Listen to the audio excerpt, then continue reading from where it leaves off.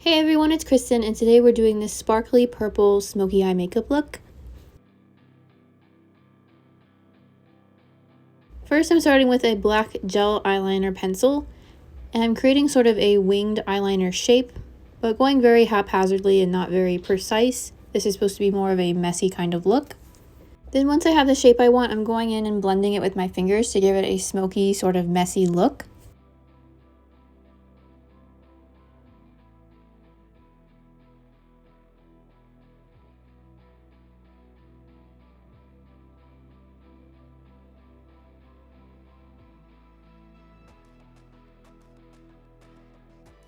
Then above that, I'm blending out a darker brown.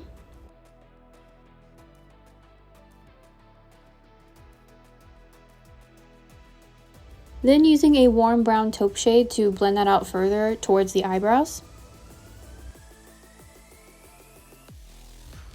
Then I'm using the Garden of Juvia palette for this sparkly purple shade and adding this to the inner corners for a pop of color. Then applying mascara and false lashes.